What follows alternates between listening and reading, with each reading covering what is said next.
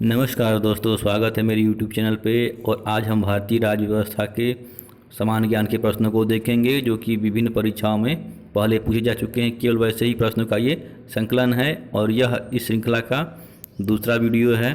तो वीडियो को बिना स्किप किए लास्ट तक देखिएगा, क्योंकि सारे क्वेश्चन जो है प्रीवियस ईयर्स विभिन्न परीक्षाओं में पूछे गए प्रश्न हैं। तो शुरू करते हैं। पहला प्रश्न है, भाषाई आधार पर गठित प्रथम राज्य कौन था? तो इसका सही उत्तर है सी, आंध्र प्रदेश। दूसरा प्रश्न है, 500 से अधिक देशी रियासतों को भारत में विलय के लिए कौन उत्तरदायी था? तो इसका सही उत्तर है ऑप्शन बी, सरदार वल्लभ भाई पटेल। तीसरा प्रश्न है, भारतीय राज्यों का भाषाई आधार पर पुनर्गठन किस वर्ष हुआ था? तो इसका सही उत्तर है ऑप्शन डी, 1956। चौथा प्रश्न है, भारत में किस प्रकार की नागरिकता है? तो इसका सही उत्तर है ऑप्शन ए, एकल नागरिकता। पांचवा प्रश्न है, किस देश में दोहरी नागरिकता है? तो संयुक्त राज्य अमेरिका में दोहरी नागरिकता है। वहाँ राज्यों के लिए अलग नागरिकता और देश के लिए अलग नागरिकता का प्रावधान है। इस प्रकार ऑप्शन बी सही है। छठा प्रश्न है, भारतीय नागरिकता किस तरह से प्राप्त की जा सकती है? तो दिए गए सभी आधारों पर, यानी कि जन्म से या वंशानुगत से या पंजीकरण, इन सभी चीज़ों से जो है नागरिकता मिल जाती है। इसलिए ऑप्शन डी सही है। बढ़ते हैं सातवें प्रश्न की तरफ। सातवां प्रश्न है, भारत के संविधान का भाग 3 किससे संबंधित है? तो इसका सही उत्तर है ऑप्शन सी, मूल अधिकार। आठवां प्रश्न है, मूल अधिकारों का वर्णन संविधान के किस अनुच्छेद में है? तो इसका सही उत्तर है ऑप्शन ए, 12 से 35 तक। बढ़ते हैं नौवें प्रश्न की तरफ। नौवां प्रश्न है, भारत के संविधान में मौलिक अधिकार कब से जोड़े गए थे? तो इसका सही उत्तर है ऑप्शन बी, ये मूल संविधान का हिस्सा था। 10वां प्रश्न है, मौलिक अधिकारों का निलंबन कौन कर सकता है? तो इसका सही उत्तर है ऑप्शन बी, राष्ट्रपति। अगला प्रश्न 11वां प्रश्न है, मौलिक अधिकारों की सुनवाई का अधिकार किसे प्राप्त है? तो इसका सही उत्तर है ऑप्शन बी, सर्वोच्च न्यायालय। केवल सर्वोच्च न्यायालय में ही मौलिक अधिकारों से संबंधित सुनवाई हो सकती है। बढ़ते हैं 12वें प्रश्न की तरफ। 12वां प्रश्न है, भारतीय संविधान का कौन सा अनुच्छेद व्यक्ति के विदेश यात्रा के अधिकार को संरक्षण देता है? तो इसका सही उत्तर है ऑप्शन बी, अनुच्छेद 21।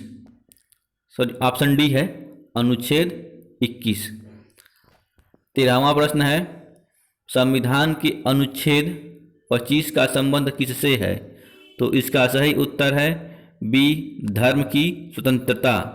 14वां प्रश्न है, अल्पसंख्यकों को अपनी पसंद के शिक्षण संस्थान स्थापित और संचालित करने का अधिकार देता है। तो इसका सही उत्तर है ऑप्शन डी, अनुच्छेद 30। 15वां प्रश्न है, किस अनुच्छेद में संवैधानिक उपचारों का अधिकार दिया गया है? तो इसका सही उत्तर है ऑप्शन सी, अनुच्छेद 32। 16वां प्रश्न है, किस मौलिक अधिकार को डॉक्टर भीमराव अंबेडकर ने संविधान का हृदय एवं आत्मा कहा था? तो इसका सही उत्तर है संवैधानिक उपचारों का अधिकार। यह प्रश्न भी विभिन्न परीक्षाओं में कई बार पूछा जा चुका है, इसलिए इसको ध्यान से याद कर लीजिएगा। अगला प्रश्न है, कौन व्यक्तिगत स्वतंत्रता से संबंधित है? तो इसका सही उत्तर है ऑप्शन ए, बंदी प्रत्यक्षीकरण। 18वां प्रश्न है, किस रीट का अर्थ होता है हम आदेश देते हैं? तो इसका सही उत्तर है ऑप्शन ए, परमादेश। 19वां प्रश्न है, वह रीट जिसमें न्यायपालिका द्वारा कार्यपालिका को कहा जाता है कि वह यह करे जो उसे प्राप्त शक्तियों के अंतर्गत करना चाहिए। तो इसका सही उत्तर होगा ऑप्शन सी, परमादेश। अगला प्रश्न 20वां प्रश्न है, कौन अधिकार मूल अधिकार के अंतर्गत नहीं आता है? यह भी प्रश्न कई बार पूछा जा चुका है और परीक्षा की दृष्टि से बहुत ही इंपॉर्टेंट है। तो इसका सही उत्तर होगा ऑप्शन सी, संपत्ति का अधिकार। यह जो है एक प्रकार का कानूनी अधिकार है, न कि मूल अधिकार। अगला प्रश्न है, संपत्ति का अधिकार कौन सा अधिकार है? जैसा कि अभी मैंने बताया कि यह जो है कानूनी अधिकार है, तो इस प्रकार इसका ऑप्शन डी सही है। 22वां प्रश्न है, संपत्ति का अधिकार अब किस अनुच्छेद के अंतर्गत है? तो इसका सही उत्तर है अनुच्छेद 300 क। अगला प्रश्न 23वां प्रश्न है, कौन सा मूल अधिकार विदेशी नागरिकों को प्राप्त नहीं है? तो इसका सही उत्तर है ऑप्शन बी, अभिव्यक्ति की स्वतंत्रता। 24वां प्रश्न है, मौलिक अधिकारों में संशोधन करने में कौन सक्षम है? तो इसका सही उत्तर है ऑप्शन बी, सर्वोच्च न्यायालय। अगला प्रश्न है, किस अनुच्छेद में नीति निर्देशक तत्व का उल्लेख है? तो इसका सही है उत्तर है ऑप्शन बी, अनुच्छेद 36 से अनुच्छेद 51 तक। बढ़ते हैं 26वें प्रश्न की तरफ। 26वां प्रश्न है, संविधान में लोक कल्याणकारी राज्य का आदेश दिया जाता है? तो इसका सही उत्तर होगा ऑप्शन डी, नीति निर्देशक तत्व में। 27वां प्रश्न है, संविधान में मौलिक कर्तव्य किस संशोधन द्वारा जोड़े गए थे? तो इसका सही उत्तर है ऑप्शन बी, अनुच्छेद 42वां संशोधन, अनुच्छेद नहीं 42वां संशोधन में जोड़े गए थे। 28वां प्रश्न है, भारतीय संसद किससे बनती है? तो लोकसभा, राज्यसभा और राष्ट्रपति तीनों से मिलकर संसद बनती है, इसलिए ऑप्शन डी सही है। बढ़ते हैं 29वें प्रश्न की तरफ। 29वां प्रश्न है, इनमें से कौन संसद का अनन्य भाग नहीं है? तो इसका ऑप्शन के हिसाब से सही उत्तर होगा उपराष्ट्रपति, क्योंकि राष्ट्रपति, लोकसभा और राज्यसभा मिलकर संसद बनता है और संसद में उपराष्ट्रपति नहीं आता है। बढ़ते हैं 30वें प्रश्न की तरफ। 30वां प्रश्न है, संसद के 2 क्रमिक अधिवेशनों के बीच अधिकतम कितने समय अंतराल की अनुमति है? तो इसका सही उत्तर है ऑप्शन सी, 6 माह। 31वां प्रश्न है, साधारण विधेयक से संबंधित गतिरोध को दूर करने के लिए दोनों सदनों की संयुक्त बैठक कौन बुलाता है? तो दोनों सदनों की संयुक्त बैठक बुलाने का अधिकार राष्ट्रपति के पास है, यानी कि ऑप्शन ए सही है। 32वां प्रश्न है, किसी सांसद की सदस्यता तब समाप्त समझी जाती है यदि वह बिना सदन को सूचित किए अनुपस्थित रहता है? तो इसका सही उत्तर है ऑप्शन ए, 60 दिन। अगर 60 दिन तक बिना सूचना दिए हुए सदन से अनुपस्थित रहता है तो उस सांसद की सदस्यता खत्म कर दी जाती है। बढ़ते हैं 33वें प्रश्न की तरफ। 33वां प्रश्न है, एक वर्ष में कम से कम कितनी बार संसद की बैठक होनी चाहिए? तो इसका सही उत्तर है ऑप्शन बी, 2 बार। 34वां प्रश्न है, सांसदों के वेतन का निर्धारण कौन करता है? तो इसका सही उत्तर होगा ऑप्शन ए, संसद। बहुत से लोगों के दिमाग में कन्फ्यूजन होता है वेतन आयोग का, तो ये गलती मत करिएगा।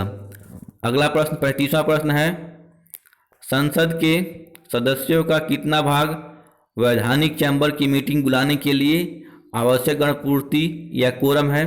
तो इसका सही उत्तर है ऑप्शन डी, 1/10 भाग, यानी कोरम पूरा करने के लिए कम से कम 1/10 सदस्य होना जरूरी है। अगला 36वां प्रश्न है, संसदीय प्रणाली वाली सरकार को किस अन्य नाम से जाना जाता है? तो इसका सही उत्तर होगा ऑप्शन सी, संघीय सरकार। 37वां प्रश्न है, भारतीय राजनीतिक व्यवस्था में कार्यपालिका किसके अधीन रहकर कार्य करती है? तो इसका सही उत्तर होगा ऑप्शन ए, न्यायपालिका। 38वां प्रश्न है, भारत में कार्यपालिका का अध्यक्ष कौन होता है?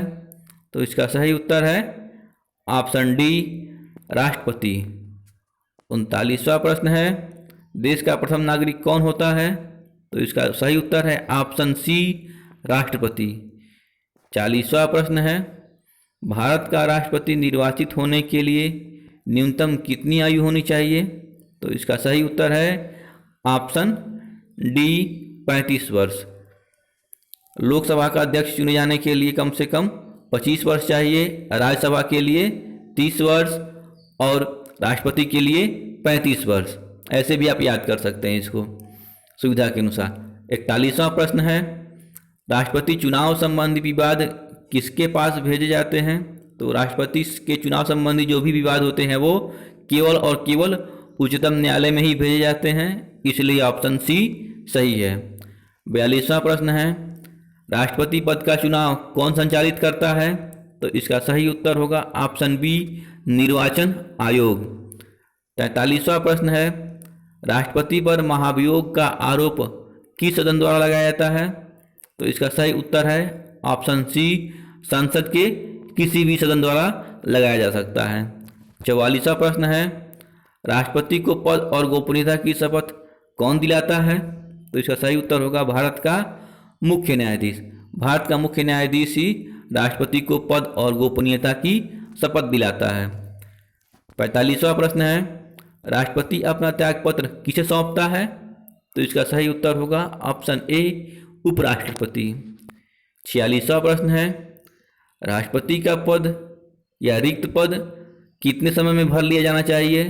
तो कम से कम 6 महीने के भीतर उसको भर लिया जाना चाहिए। पढ़ते हैं 47वें प्रश्न की तरफ। 47वां प्रश्न है, निम्न में किसकी नियुक्ति राष्ट्रपति नहीं करता है? तो महान न्यायवादी, सीएजी यानी कि कंट्रोलर ऑडिट जनरल या नियंत्रक एवं महालेखा परीक्षक और राज्यपाल, इन तीनों की नियुक्ति राष्ट्रपति करता है। तो इसलिए इसका सही उत्तर होगा ऑप्शन डी, उपरोक्त सभी। 48वां प्रश्न है, वित्त बिल के लिए किसकी स्वीकृति आवश्यक है? तो इसका सही उत्तर है ऑप्शन सी, राष्ट्रपति। 49वां प्रश्न है, जब राष्ट्रपति और उपराष्ट्रपति का पद रिक्त हो तो भारत के राष्ट्रपति के पद पर कौन होता है? तो इसका सही उत्तर होगा ऑप्शन बी, भारत का मुख्य न्यायाधीश। बढ़ते हैं इस श्रृंखला के अंतिम प्रश्न पे, 50वें प्रश्न पे। 50वां प्रश्न है, राष्ट्रपति राज्यसभा से कितने सदस्यों को मनोनीत करता है? तो इसका सही उत्तर होगा 12। यह सवाल कभी कभी ऐसे भी पूछता है कि लोकसभा से कितने को मनोनीत करता है? तो इसका 2 होगा। और अगर संसद से पूछा जाता है तो संसद आता है तो इसका उत्तर होगा ऑप्शन डी, 14 हो जाता। तो ये परीक्षा की दृष्टि से काफ़ी महत्वपूर्ण प्रश्न थे। तो आशा करता हूँ कि वीडियो आपको अच्छा लगा होगा। वीडियो को अच्छा लगा हो तो लाइक करें, अपने दोस्तों के साथ शेयर करें और साथ ही साथ चैनल को सब्सक्राइब करें ताकि ऐसे ही वीडियो की नोटिफिकेशन आपको समय से मिलती रहे। मिलते हैं और अगले वीडियो में, तब तक के लिए नमस्कार।